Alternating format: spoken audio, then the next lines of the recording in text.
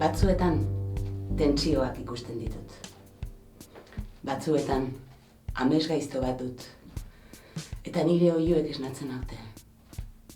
Amets berdinek dira beti.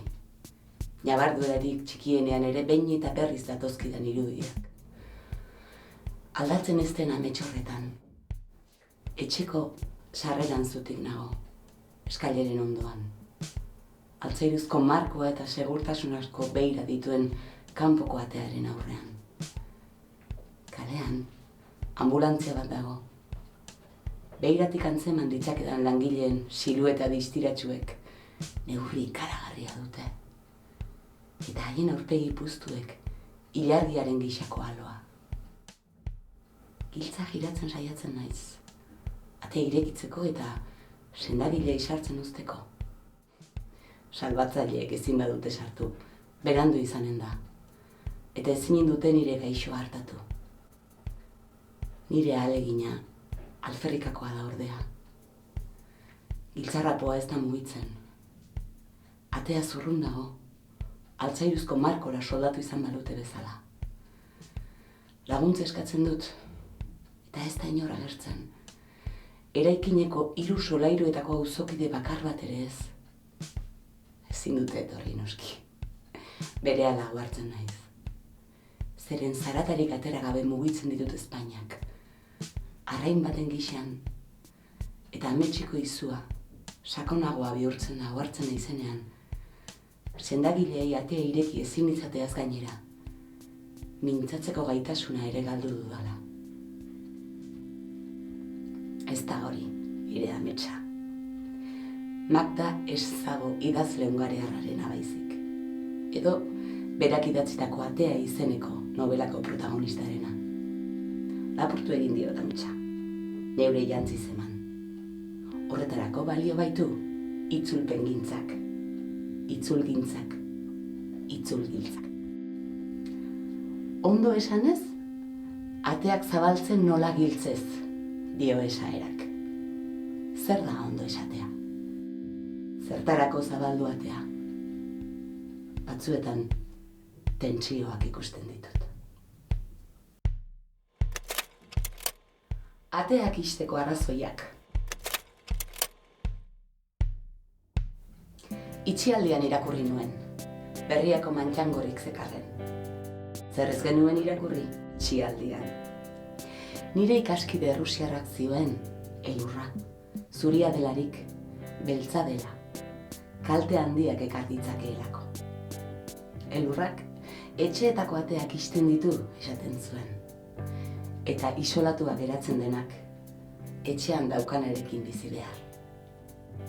Ateak ixteko arrazoi bat, elurra, eta suak zabaldu, biek dakarte beltza. Ateak metaforak dira, metaforak, abstrakzioak. Atea zabaltzea aukerak izatea da, eta kontrara gertatzen da atea ixtean. Zerbait iristeko bidea da atea, irekidura, esperantza bat. Ate bat ixten denean, beste bat da zabaltzen. Kontsolamendu bila beti zori gaiztokoa. Sartuko dira goiz eta arratsalde. Barrutiak baditu bi atesare, dio atsotitzak. Korrontea beharrezkoa baita. Zer litzateke fikzioa, bigarren aterik gabe. Hiltzailea sartzeko eta moranteak ihes egiteko atzeko aterik gabe. Edo ate faltsuak. Guk, bagenuen bat amonaren etxeko sukaldean. Aitona bizi zelarik ere, amonaren etxea baitzen ura. Eta armairuaren antzeko forma, tamaina eta pintura zituen ateark. Baina patio handi bat ere ematen zuen. Eta etxe ezagutu ez eta lehenengo zetorren oro. Harritzen zen, ate zuriark nora zabaltzen zuen. Alizia nintzen ni, sukaldetik mundurako bat aurre hartan. Jekil eta jait. Atearen ispilatzea aztertu zuen Magritek bere artelan askotan. Metaforak, abstrakzioak, denak. Atakak, ate irristatzaileak, ate burua, atalasea, ataria, ate birakariak, eta bode bilak eta farruesta. Ateak zabaldu, ateak itxi, autoen ateak, 4, 3, 5, zenbat gera, alde batera, bestera baita gorantzere zabaltzen diren ateak. Fikzioan, 3 ate itxi zure parean, 3 ihesbide, 3 aukera finean. Zenbat aldiz ataka berean. Fikzio gurean, bizitzaren atea dukegu eriotza, ate hautsiak, ate usteko itzalak, atea bere erroetan bezala, ate jolea eta izaki misteriotsua, bederatzi ateak eta txakur zaunkak atean. Atea, A-T-A, ahate bizkaieraz, ata. Horregatik baztertu zuten garai batean, ez da serioa.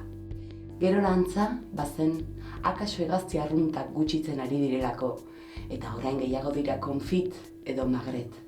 Asko jota, takonerako eta argako kuakua zikin horiek. Itzul gaitezen ate materialera. Arkitekturaren historian eta gure bizitzan, funtsezko elementua. Oberturaren irudi eternala, harrera, transizioa, eta itxitura, bakartzea, debekua. Ateak, zurezkoak, metalikoak, harrizkoak, balen kontrakoak, kodetuak, beirazkoak, blindatuak, barnizatuak, orazatuak, altzairuz markotuak. Atea, jakintzaren ikur, eman eta zabaltzazu. Nortzuk zabalik ditugu ateak zertarako zeri, berdin dio. Ez dago ongi ikusia zabalik ez egotea, ideia berri eta aldaketari, baina ez zabalegi otoi, puta dirudizu. Ateak ixteko arrazoiak? Orain, Lucia Berlini lapurreta. Atea ixten diot atsekabeari, nahigabeari, aladurari. Sartzen uzten badiet, errukizko zirrikitu batetik bada ere, zas. Atea kolpetik zabalduko da, eta min erauntzi batek bihotza urratuko dit, eta begiak lotxaz itxutuko. Katiluak eta botilak apurtzen, flaskoak lurrera botatzen, lehioak hausten, odoleztaturik tupust egiten, botatako azukrearen eta kristal pusken gainean. Beldurturik, goragalea eztarrian, harik eta azken dardara eta zotin batez, ate astuna berriz istea lortzen dudan arte. Eta beste behin, puskak bildu behar.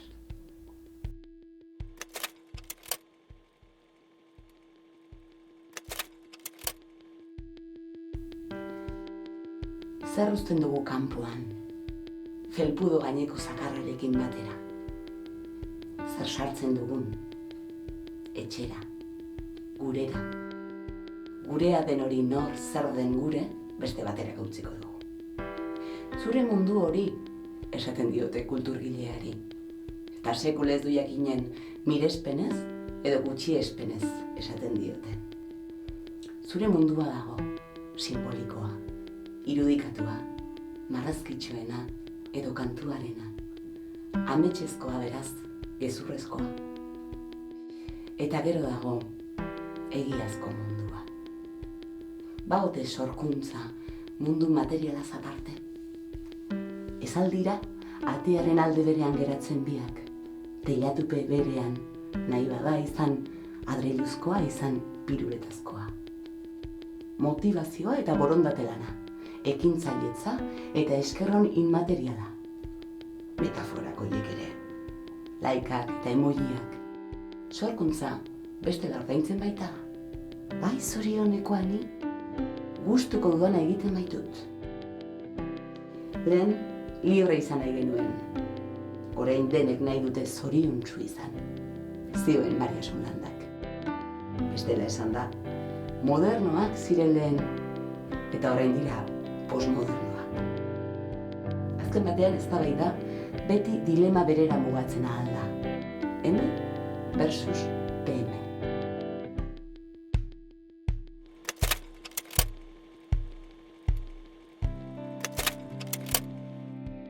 Egiptiar hilobi barruko margolanetan ageri dira lehen ateak. Antzinako Erroman, nola ez, bazituzten ustez hain moderno diren ate mota guztiak. Eguneroko aldaketa izentzuen nahian, jainko bat ere bazuten, ateen, arkuen eta hasiera guztiena. Jano.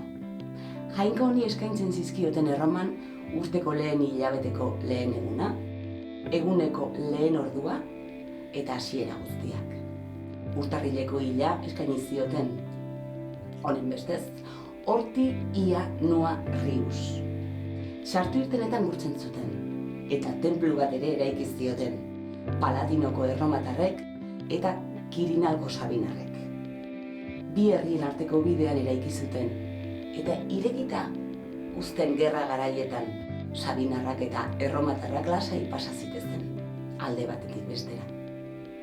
Aldiz, itxi egiten zuten, bake garaietan, herri bakoitzaren bakartasuna ongi gordetzeko. Bakartasuna ongi gordetzeko, tenpluko ateak itxi.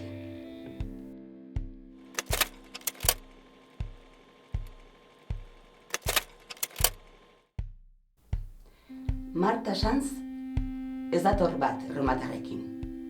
Honela dio bere novela beltzean. Leo, atarira jeisten da gauero, atea ongi itxita dagoela ziurtatzeko. Atea, apurtuta dago ordea, eta Leok moduak asmatzen ditu atea trangatuta uzteko. Gezurra badirudi ere, Leo ez dago hartzen, sugedenak, terrarium honen barnean daudela. Asko zobedela zirrikituak ustea, nondik ihes egin izateko. Ateak ixteko arrazoiak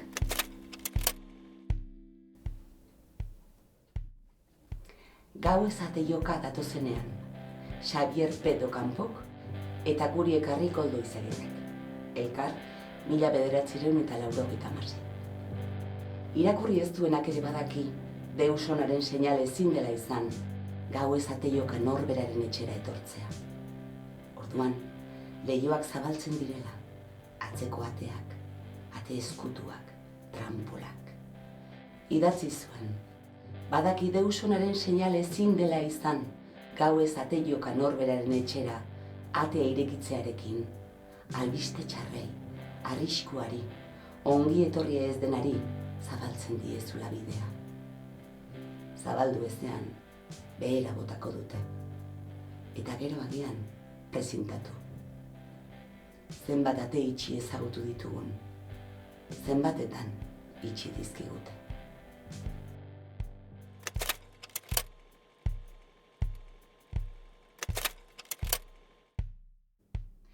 Zurezko ateentzako zura egokia aukeratzeko aholkuak. Euskaldun petoa bazara, edo izan nahi baduzu, erabili aritza. Iraunkortasuna handia baitu, eta hura agitzongi jasaten duenez, ez usteko desatseginik ez duzu izanen. Ez bada noski, ibaiak gainezka egiten duela. Pinua berriz jartzen ari da boladan, tratatu gabea beti ere. Soiltasuna bultzatzen baita geroz eta gehiago, edo bestela esan da, alperkeria.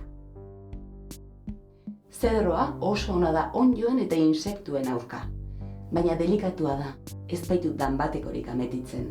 Eta beraz, ez dugu gomendatzen, odol beroko honetxeentzat, ez ziertzoa gogor jotzen duen karriketako atarientzat. Ez dramatizaziorako joera duten nerabedun etxeentzat. Elastizitatea eta estetika bilatuz gero, dudarik ez. Erabili gerezi ondoa, baina ez egin koloreagatik, marroitik gorrixkara aldatzeko ohitura apetatsua baitu. Batek ere kontentatzen ez bazaitu, lasai. Euskal Herrian beti geratuko zaigu, eukaliptoa.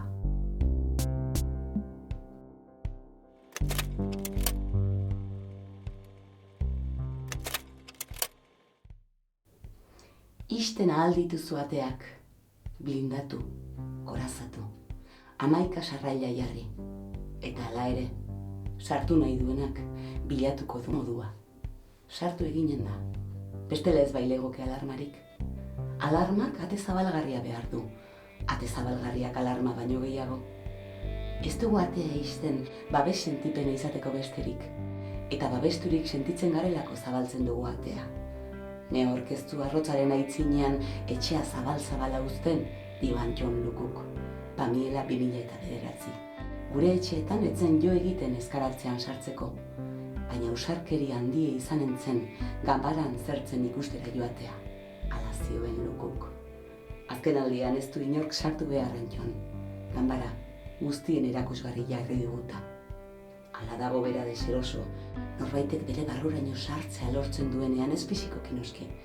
Hori ez da deserosoa ez bada mingarria, ordigarria, lotsagarria, ez fisikoki, baizik eta ikusten duenean sartuak direla bere barruko gordeena agerian dela. Izan beldurrak, ardurak, izan lotsak, berakain erraz erakutsi nahi ez duen hori. Iruditzen baitzaio, ipurdi bistan geratuko dela bestearen aurrean. Biluzik jai baten erdian atea zabalik kaka egiten balego bezala, etxe arrotzean, armagabe, babesgabe. Non da sekretuak izateko eskubidea? Ez da lakorik inozoa. Guk guztia kontatzen diogu elkarri? Ja. Eta era berean, ate barrura gertatzen direnak zer zaila den batzuetan kanporatzen. Ganbara zabal-zabalik egonda ere, guztia begira badituzu ere. Ateak ixteko arrazoiak ez daude modan. Atetik irten eta leihotik sartu, diogu zoritxar batetik bestera aldatzean. Zorionekin esaten ote den ez dakit. Edo atsotitzek ez duten zorionean lekurik. Neologismoen behatoki katalanak dio, bai, hori ere badute. Leihoa, tokiak entzen ari zaiola ateari. Sarbidearen zentzuan, hizkuntza irudikatuan, zabaltzen ari baita. Behar bada, Bill Gatesi zor diogu errua, halakorik posible bada. Ordenagailuko leihoak zabaltzen ditugu orain. Horiek dakartzaten jakintza guztira, Twitter, Amazon, Ogabakoak resumen. Segurazki, COVID-ari esker, leihoaren semiologia zabal beginda. Aztertu beharko luke norbaitek, eta aldela katalanen aurretik. Ateek badute abantaila bat leihoek ez dutena ordea. Ez, hobeki esan da, leihoek badute muga bat ateek ez dutena. Ateak pasabide dira, igarobidea eta leihoak boierismo hutsa. Mugimendua falta dute, norberaren gorputza desagertua da, asko jota estatiko bihurtu. Ateratzea ere, barrutik kanpora eramatea da. Aditzak, barruan darama atea. Norabidea adierazten du, eta leiora ere atera daiteke bat. Leihoa kontsolamendu eskaxa da. Amelie Nothomb-ek bazioen ere, leihoak dauden bitartean, lurtarrok askatasun posi bat izanen dugula. Zerbaiten preso daudenentzat, izan daitekeenaren ilusioa, besterik ez dira leihoa.